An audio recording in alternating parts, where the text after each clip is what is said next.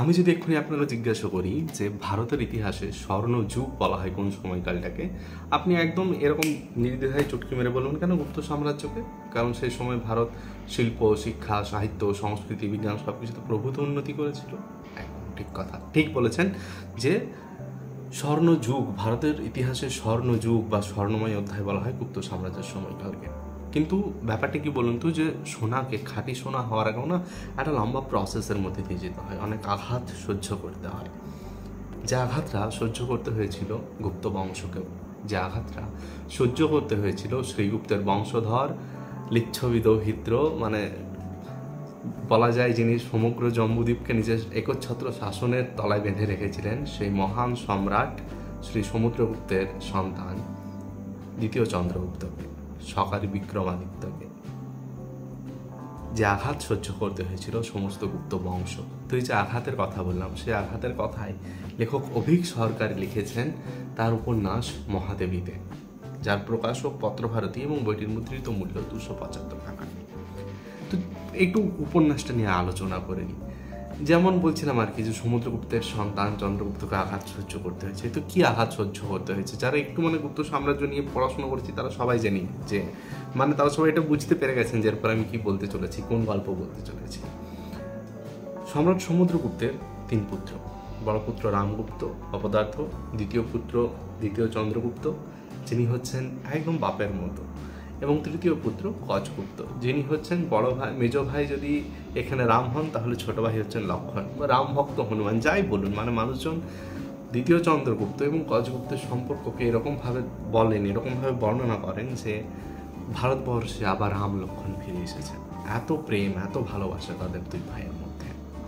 তো এখন ব্যাপার হচ্ছে যে আমাদের ভারতবর্ষের নিয়ম কি, যে রাজা মারা গেলে রাজার বড় সন্তান রাজা হবে, কিন্তু এখানে তো রাজার যেটা বড় বেটা রামগুপ্ত, সে তো বেটা অকর্মণ্যের ঢেকি, অপদার্থ।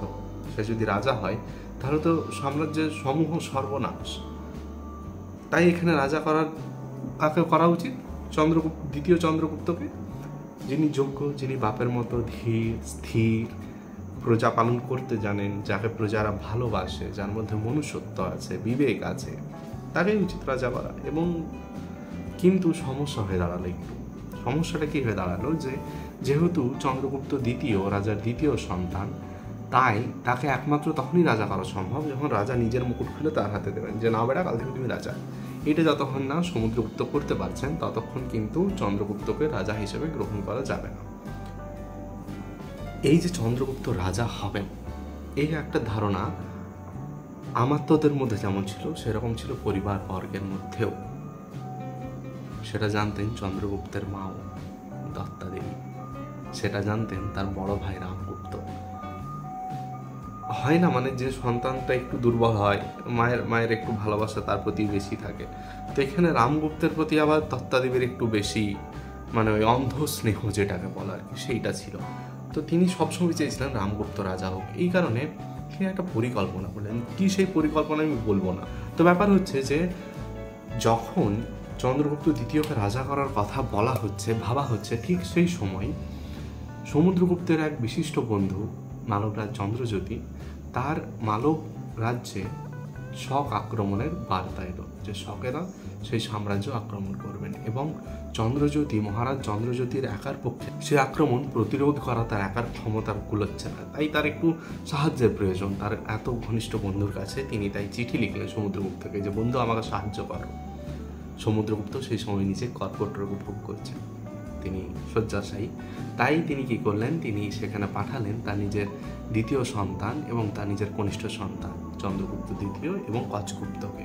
কারণ রামগুপ্তকে তো বাড়ি কোনো লাভ নেই, সকালের সময় যুদ্ধ করতে হবে, মারকে বাড়ি চলে আসবে, কি দরকার। তার চেয়ে মেজর ছেলে এবং ছোটো ছেলেটাকেই তিনি পাঠালেন, যে তারা গিয়ে একটু যুদ্ধ করবে, আমার বন্ধুটাকে রক্ষা করবে। তারপর যখন ফিরে আসবে তখন তাকে রাজা রাজা করে দেবে, এরকম একটা মনস্কামনা ছিল আর কি চন্দ্রগুপ্ত সসৈন্যে ভাইকে সঙ্গে নিয়ে তিনি পৌঁছলেন মালব রাজ্যে। শকদের সঙ্গে যুদ্ধ হলো। দীর্ঘদিন অপেক্ষা করার পরে শকরা মালব আক্রমণ করলেন এবং শকদের সঙ্গে যুদ্ধ হলো। চন্দ্রগুপ্ত জিতলেন, কিন্তু মনটা হেরে গেলেন। তো মনটা যে হারলেন, মনটা কার কাছে হারলেন? মনটা হারলেন মালব রাজ চন্দ্রজ্যোতির মেয়ে ধ্রুবস্বামিনীর কাছে। ভালো কথা, রাজার ছেলে রাজার মেয়ের প্রেমে পড়েছে, বিয়ে দিয়ে দিলেই লাটা চুকে যায়, সেরকম একটা পরিকল্পনাও ছিল। যখন তিনি মালবে আছেন, চন্দ্রগুপ্ত মৌর্য যখন মালবে আছেন, যখন ওই ধ্রুব স্বামিনীর সঙ্গে ওই চোখাচোখি হচ্ছে, একটু প্রেম হচ্ছে, হয় না লইতনুপি রীতির মজা আঁখি ঠাড়াঠাড়িতে, সেই যখন আঁখি ঠাড়াঠাড়ি চলছে, সেই সময় একদিন খবর এলো যে সমুদ্রগুপ্ত শয্যাশায়ী, মৃত্যু শয্যাশায়ী। তিনি চাইছেন তার ছেলে যত তাড়াতাড়ি সম্ভব তার কাছে ফিরে আসুন।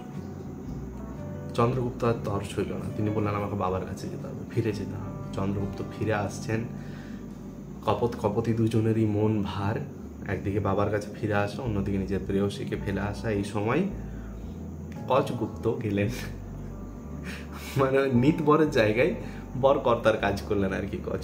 কচগুপ্ত গিয়ে পরে মানে নিতবরের জায়গায় বর কর্তার কাজটা করলেন কিন্তু কচগুপ্ত। তিনি সোজা গেলেন মহারাজ চন্দ্রজ্যোতির কাছে এবং গিয়ে বললেন যে দেখুন মহারাজ, আমার দাদা আপনার মেয়েটিকে ভালোবাসে, তো আপনি আপনার মেয়েটিকে আমাদের সঙ্গে দিন, আমি নিয়ে যাবো, আমাদের ঘরের বৌদি করবো। এরকম করে তার বলেনি, যথেষ্ট সম্মান দিয়ে যেরকমভাবে তাদের যেরকম প্রোটোকল, সেই প্রোটোকল মেনে মরেছিল। এবার কথাটা শুনে চন্দ্রজ্যোতি কিন্তু খুব আনন্দিত হয়েছিলেন। শুধু চন্দ্রজ্যোতি কেন, সবাই খুব আনন্দিত হয়েছিলেন, মানে সবাই মনে মনে চাইছেন যে এটা হয়ে গেল তো খুব ভালো হয়, দুইজন একে অপরকে ভালোবাসেন এবং আমরা নিজেরা এত ভালো বন্ধু, মানে চন্দ্রজ্যোতি আর সমুদ্রগুপ্ত এত ভালো বন্ধু, তো তাদের যদি বন্ধুত্ব সম্পর্ক বৈবাহিক বন্ধনে আবদ্ধ পড়ে, এর চেয়ে ভালো কি হতে পারে। এবং ধ্রুব স্বামিনী অত্যন্ত সুন্দরী, অত্যন্ত সুলক্ষণা, অত্যন্ত যুদ্ধ নিপুণা, বাকপটু একজন মহিলা, তার যদি চন্দ্রগুপ্তের মতো একজন প্রতি ইচ্ছে ভালো কী বা হতে পারে। তো সবাই সম্মতি দিলেন এবং কচগুপ্ত বললেন যে ধ্রুব স্বামিনী হবেন আমাদের মহারানী, আমাদের মহাদেবী হবেন ধ্রুব স্বামিনী। কারণ চন্দ্রগুপ্ত রাজা হবেন, সবাই জানে। তো এরপরে এরা সবাই ফিরে আসছে মালব দেশ থেকে পাটলিপুত্রে। মালব থেকে পাটলিপুত্র একটা দীর্ঘ রাস্তা, তাদের ফিরে আসতে সময় লাগছে। যখন তারা অলমোস্ট অনেকটা রাস্তা অতিক্রম করে ফেলেছেন, তখন তাদের কাছে খবর এলো, মানে চন্দ্রগুপ্তের কাছে খবর এলো যে তোমার বাবার প্রচণ্ড বাড়াবাড়ি, তুমি এক্ষুনি চলো, মানে তুমি একটু তাড়াতাড়ি চলো, তোমার অত ধীরে সুস্থে আসার সময় নেই যে তুমি ধীরে সুস্থে বিশ্রাম করতে করতে আসবে। চন্দ্রগুপ্ত কচগুপ্তের জিম্মায় ধ্রুব স্বামিনীকে রেখে ঘোড়া চালিয়ে তিনি পৌঁছলেন পাটলিপুত্রে, যে ওরা 2-3 দিন পরে এসে পৌঁছুক, ধীরে সুস্থ, কোনো অসুবিধা নেই, আমি গিয়ে বাবার সঙ্গে দেখা সাক্ষাৎ করি, বাবা আমাকে রাজাটা করে দেবেন, তারপর যখন আসবে বিয়ে টিয়ে করে নেবো, ঝামেলা মিটে যাবে। চন্দ্রগুপ্ত পৌঁছলেন এবং জীবনটা গেল বদলে। তার 2-3 দিন পরে যখন ধ্রুব স্বামিনী এলেন পাটলিপুত্রে, তিনি এসে দেখলেন যে তার অজান্তেই তার ভাগ্য বদলে গেছে। তার পতি হওয়ার কথা ছিলেন চন্দ্রগুপ্ত দ্বিতীয়, কিন্তু চন্দ্রগুপ্ত দ্বিতীয়র সঙ্গে তার বিয়ে হলো। তার বিয়ে হলো কার সঙ্গে? রামগুপ্তের সঙ্গে। কেন কেন কেন কেন কেন তার কারণ হচ্ছে চন্দ্রগুপ্ত দ্বিতীয় পাটলিপুত্রে পৌঁছানোর আগেই সমুদ্রগুপ্ত মারা গেছিলেন। যেহেতু সমুদ্রগুপ্ত নিজের মুকুট নিজের হাতে চন্দ্রগুপ্তের হাতে তুলে দিয়ে যেতে পারেননি, তাই রাজা হলেন রামগুপ্ত। এবং কচগুপ্ত কি প্রতিশ্রুতি দিয়েছিলেন যে আমাদের মহাদেবী হবেন হচ্ছে ধ্রুব স্বামিনী, তাই ধ্রুব স্বামিনীর বিয়ে হয়ে গেল রামগুপ্তের সঙ্গে। ভালোবাসার মানুষের কাছে থেকেও ভালোবাসার মানুষের থেকে এতটা দূরত্ব হয়ে গেল, যার স্ত্রী হওয়ার কথা তিনি বৌদি হয়ে গেলেন। এর চেয়ে বড় যন্ত্রণা আর কি হতে পারে, এর চেয়ে বড় কষ্ট আর কি হতে পারে। কিন্তু যাই হোক, চন্দ্রগুপ্ত নিজেকে সামলানোর চেষ্টা করেছিলেন, সামলেছিলেন। এবং কুমারগুপ্ত চিরলম্পট, চির চরিত্রহীন, চির বদমাইশ, চির কালপ্রিট একটা মানুষ, তিনি ধ্রুব স্বামিনীকে জেনে বুঝে ইচ্ছে করে কষ্ট দিতে লাগলেন। সেও ঠিক আছে, সেও মেনে নেওয়া ঠিক আছে। ধ্রুব স্বামিনী মেনে নিয়েছিলেন। তিনি বাবাকে চিঠি লিখলেন, আমি ভালো আছি বাবা, মন্দা কেমন আছে, মন্দা কিনি কেমন আছে। এবং ওই পত্রের কোনায় এক ফোঁটা চোখের জল। তার বাবা বুঝলেন আমার মেয়ে ভালো নেই, কারণ চিঠিতে ওই চোখের জলের দাগটা তার বাবার চোখে নাই। যাই হোক, তারপর আর কি, তারপরে কুমারগুপ্তর সঙ্গে ধ্রুব স্বামিনীর সাংসারিক জীবন কেমন ছিল সেসব নিয়ে আমি বলবো না, সেসব আপনারা যখন পড়বেন উপন্যাসটা তখন জানবেন, বা যদি অলরেডি জানেন তাহলে তো জানেনই, কিন্তু আমি সেটা ভিডিওতে বলছি না। যারা জানেন না তাদের জন্য একটা আমি চাই না স্পয়লার হয়ে যায়। এরপরে রামগুপ্তের কি ছিল যে কিছু করতে হবে, বয়স করে আলসেমিতে 10টা বছর পার, এরকম একটা ধারণা আসছে ধীরে ধীরে, মনে হচ্ছে কিছু একটা করতে হবে, আজ কিছু তুফানি করতে হয়। তো তখন তিনি সবাইকে জিজ্ঞাসা করেন যে কী করা যায় এবং কী করা যায়। এই জিজ্ঞাসা করার পরে মানে অনেক কোয়েশ্চেন, তার অ্যান্সার অনেক কিছু করার মধ্যে তিনি যেটা নিজের মনের মধ্যে ঠিক করলেন যে আমাকে শখদেরকে তাড়াতে হবে জন্মদিন থেকে।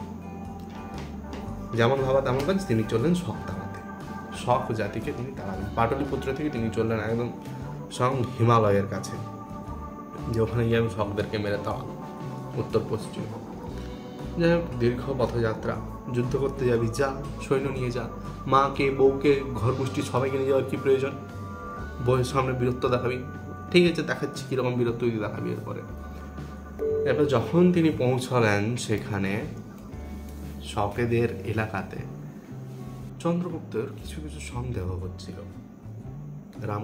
রামগুপ্ত নিজের শিবিরে মদ মাংস নারী নৃত্য দেখতে ব্যস্ত, কিন্তু চন্দ্রগুপ্ত সেই সময় পাহাড় জঙ্গলে ঘুরে বেড়াচ্ছে। তিনি একটা জিনিসের উত্তর খুঁজছেন, একটা প্রশ্নের উত্তর খুঁজছেন, একজন লোকের সন্ধান করে বেড়াচ্ছেন, একটা জিনিসের সন্ধান করে বেড়াচ্ছেন। কি সেই জিনিস? বয়ে আছে। এই জিনিসটার সন্ধান করতে গিয়ে তিনি একজন কবির দেখা পাবেন, যে কবির কথা চন্দ্রগুপ্ত যখন জানবেন তার মন ভেঙে যাবে। সেই কবি তার পূর্ববর্তী জীবনে এমন এক আঘাত পেয়েছে যে আঘাতে তার পূর্ব স্মৃতি লোপ পেয়েছে, কিন্তু তার মধ্যে একটা বিরহ যন্ত্রণা আছে, একটা কষ্ট আছে, যে কষ্টে তিনি এতটাই ভেঙে পড়ছেন, এতটাই আকুল হয়ে পড়েছেন যে তার মুখ দিয়ে তখন, তার কলম দিয়ে তখন যক্ষের গান লেখা হচ্ছে। বিরহী যক্ষ তার প্রিয়াকে চিঠি লিখছেন। সেই কবির সঙ্গে চন্দ্রগুপ্তের দেখা হবে, সেই কবিকে চন্দ্রগুপ্ত পরবর্তীকালে নিয়ে আসবেন। যাই হোক, চন্দ্রগুপ্ত যখন পাহাড়ে পাহাড়ে ঘুরে বেড়াচ্ছেন, একটা প্রশ্নের উত্তর খুঁজে বেড়াচ্ছেন, তখন কিন্তু রামগুপ্ত ব্যস্ত আছেন নিজের মজলিসে। এই সমস্ত কিছু করতে করতে একদিন রামগুপ্ত শিবিরকে এমন জায়গায় প্রতিষ্ঠা করলেন, নিজের শিবিরকে এমন জায়গায় নিয়ে এলেন যেখানে তিনি শকেদের হাতে বন্দী হলেন, এবং শকেরা দুটি শর্ত দিল রামগুপ্তকে, যে তোমাকে তো আমরা বন্দি করে ফেলেছি, এরপর তোমাকে এখান থেকে বাঁচার তোমাকে শর্ত দিচ্ছি। এক, তুমি এখান থেকে পাত্তাল গুটিয়ে পাটলিপুত্র ফেরত চলে যাও চুপচাপ। দ্বিতীয়, তোমার স্ত্রী ধ্রুবস্বামিনীকে শকরাজ রুদ্র সিংহের কাছে পাঠাও। রামগুপ্ত রাজি হয়ে গেলেন। রামগুপ্ত রাজি হয়ে গেলেন, কিন্তু রাজি হতে পারলেন না চন্দ্রগুপ্ত। কি করে রাজি হবে বলুন দেখি? চন্দ্রগুপ্তের প্রথম ভালোবাসা ধ্রুবা, তাকে কি করে অন্য কারো হাতে তুলে দিতে পারলেন না।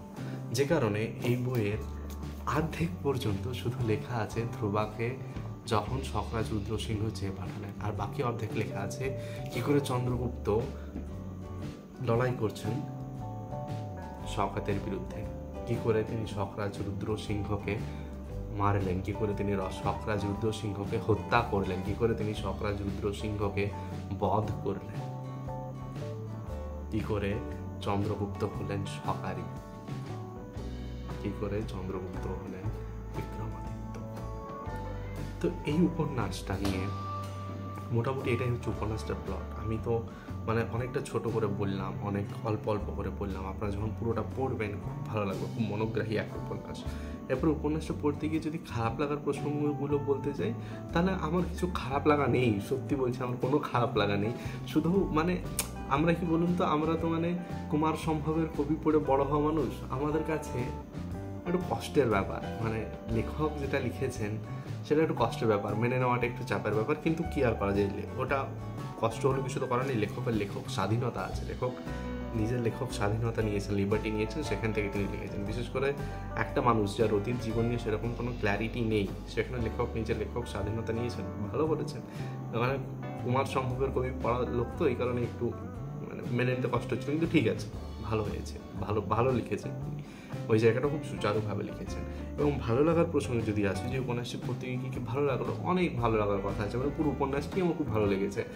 উপন্যাসটার সাইজ মানে 160 পাতার একটা উপন্যাস, যার অর্ধেকটা হচ্ছে ওই যেমন বললাম যে শকরা যখন ধ্রুবাদেবীকে চেয়ে পাঠাচ্ছেন, আর বাকি অর্ধেকটা হচ্ছে এরপরে শুধু শক এবং এদের যুদ্ধটা, গুপ্তদের যুদ্ধটা, মানে শক এবং চন্দ্রগুপ্তের যে যুদ্ধ হবে সেই যুদ্ধ। এই যে দুই ভাগে গল্পটা ভাগ হলো, এক ফোঁটা কোথাও আপনাকে বোর করবে না গল্পটা। আপনার কোথাও মনে হবে না যে গল্পটা খুব তাড়াহুড়ো করে লেখা হয়েছে, আপনার কোথাও মনে হবে না গল্পটা ধীরে চলছে। একটা অত্যন্ত সুন্দর গতি মেনটেন হয়েছে পুরো গল্পটা জুড়ে, একটা অপূর্ব ভাষার ব্যবহার করেছেন লেখক। এবং সত্যি বলছি যে দেখুন, আমার একটা মিথ্যে গর্ব আছে, যে গল্পটা হচ্ছে যে আজকাল মানে এতদিন পরে অনেক দিন ধরে বইপত্র একটু একটু পড়ি, তো মানে এখন আর কোনো বই টই পড়ার জন্য বিশেষ ডিকশনারি খুলতে হয় না, বাংলা অভিধান খুলতে হয় না, প্রয়োজন হয় না, মানে একটু শব্দকোষ তৈরি হয়েছে আর কি। এই বইটা পড়তে গিয়ে বহু বছর পর আবার আমাকে অভিধান খুলতে হলো। তো মানে ওই যে বললাম একটা মিথ্যা অহংকার ছিল, তো মিথ্যা অহংকার তো মানুষের টেকে না। তো যাই হোক, লেখক আমার সেই মিথ্যা অহংকার টিকতে দেননি। এত সুন্দর ভাষা, এত সুনিপুণভাবে এত সুন্দর একটা উপন্যাস লেখক লিখেছেন, যে বইটা আমার মনে হয় যে আপনারা সবাই একবার পড়ুন, পড়লে খুব ভালো লাগবে, খুব আনন্দ পাবেন। বইটা শেষ করে একটু তৃপ্তি হবে মনের মধ্যে। খুব তাড়াতাড়ি দেখা হবে পরবর্তী একটা ভিডিওতে নতুন একটা বই নিয়ে আলোচনা। ততদিন ভালো থাকুন, সুস্থ থাকুন, হাত পা ভাঙাবেন না। নমস্কার।